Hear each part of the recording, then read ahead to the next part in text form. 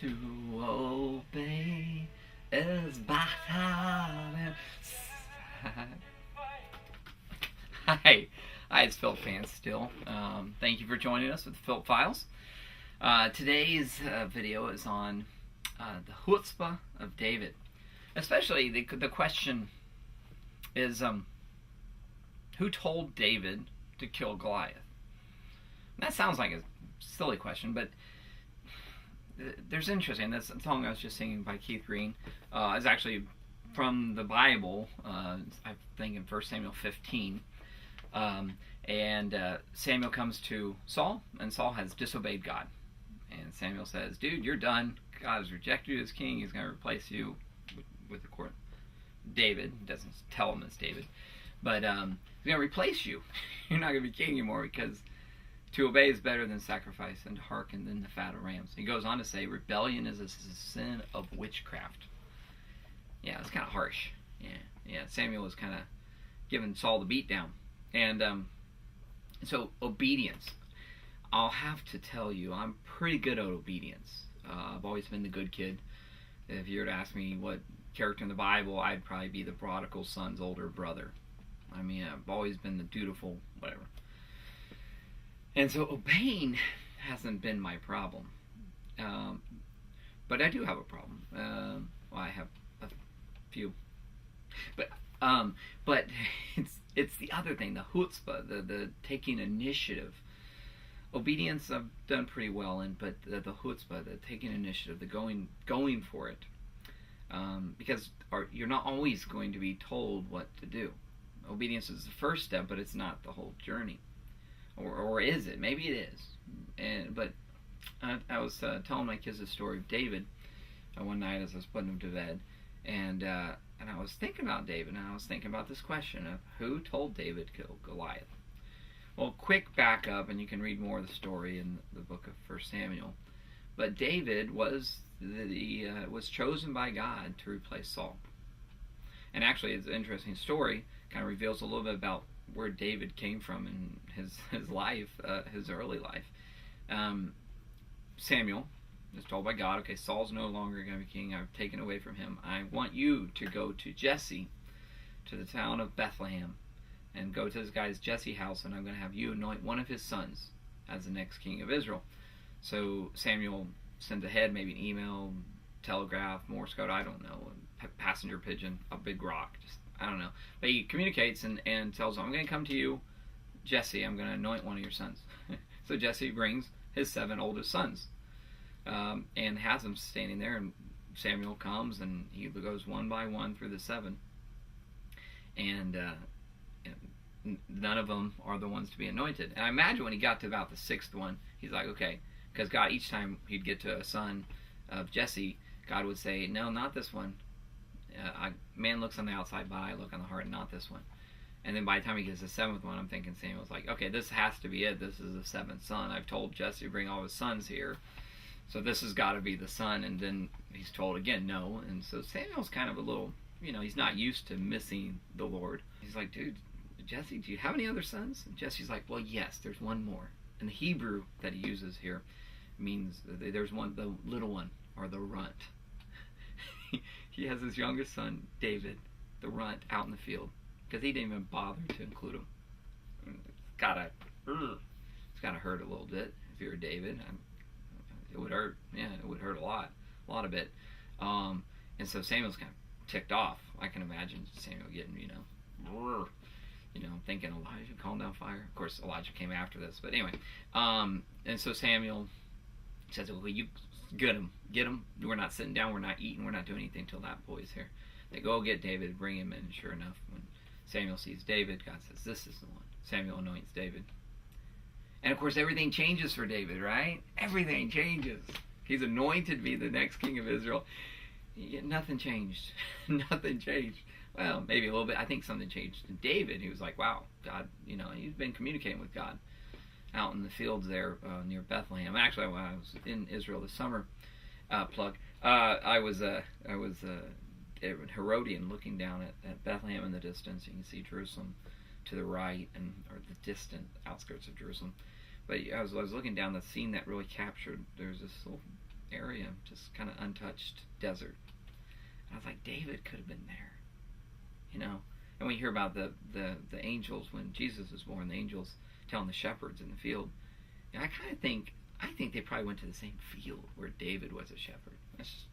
I can't prove that, but you know, I think there was a connection there. God made a connection with David in those fields as a shepherd, unknown, poor runt shepherd boy. So David is anointed king of Israel, or king, the next king. And his family, do they treat him better? Probably not. I don't know. He's still sent on errands. He's still taking care of the sheep. Nothing really changes for David externally. Well, lo and behold, a couple years later, David sent on another errand. Again, you know, he sent on an errand to take food to his brothers who are with Saul, and they're facing the Philistines. And that's, of course, where David sees Goliath. And here's Goliath mocking God, mocking Israel. And David, something rises in David. And going back to my question, who told David to kill Goliath? The Bible doesn't say God told David to kill Goliath. Doesn't say. And Saul didn't do it. None of his brothers didn't say, hey, here's your chance to become great. Take this. No. His brothers actually mocked him. The people in camp, the word got to Saul that David was like, who is this uncircumcised Philistine? And the word gets to Saul, and so they bring David to Saul. And this was just a low move by Saul, honestly. They bring David to Saul, and Saul's the tallest person in Israel. The Bible says he's head and shoulders above everybody else. Still had some dandruff, but anyway.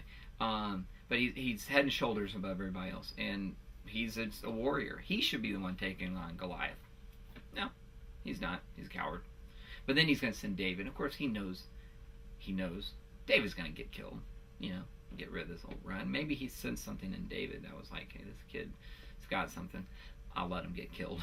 I mean, of course, he'd feel better. He's like, well, I gave him the best shot. I gave him my armor. And he's still going to get killed. But Saul sends him out there. Of course, David knows something. David knows something. And this is where the chutzpah comes in. David had killed, and he tells Saul this, I've killed a lion. I've killed a bear. These were probably grizzly bears or African lions, but they're still bigger than anything I've killed, and with a slingshot nonetheless. And while he's a shepherd, he killed these things, and so he had some experience. He had some confidence. This chutzpah, which I was talking about in the previous video, and so he's like, I can do this. Now, and so David's like, no, I don't want the armor. I'm going to go. You know, I can't do that. I don't know that. I know.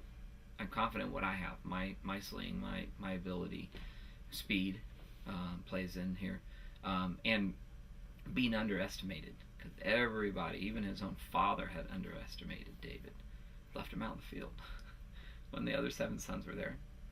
You know, maybe if Jesse had gotten 4 sons and left 4 out, no, he takes 7 and leaves David. So there's an extreme vote of unconfidence. And but anyway, David had confidence. He knew who he was.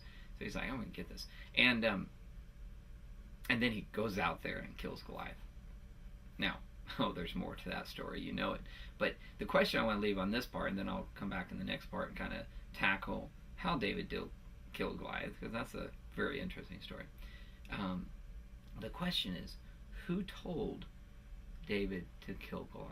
And from what I've read, from my understanding, no one. Now, he'd been obedient. He'd been obedient as a shepherd. He'd been obedient to take the food to his brothers. He had, you know, he'd probably been the kid that all the other brothers picked on. And he'd been obedient this whole time. But when the opportunity rose, he wasn't told to kill Goliath. He took it on himself. A little righteous anger, a little, like, yeah, who's this, you know, a little confidence, chutzpah. But he took it on himself, and he goes out to and succeeds in killing Goliath. One more thing before I end this video. Some people, they took 5 stones.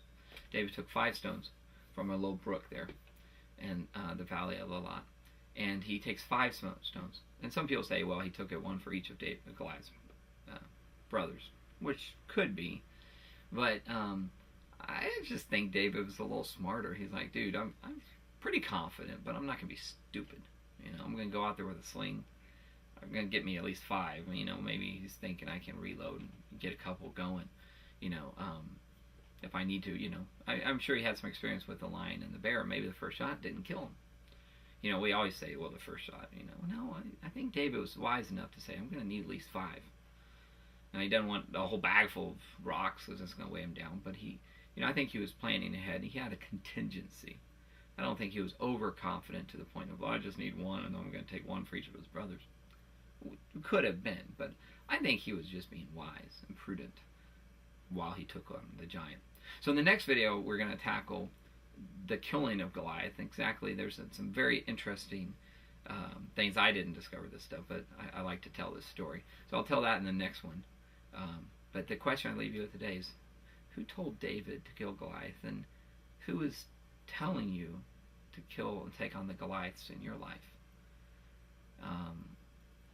Because I think obedience only gets you so far. At some point, you've got to take the initiative and some chutzpah and take on some of those giants. And I think you'll find the battle is the Lord's. He'll fight with you. But that's something you're going to have to initiate.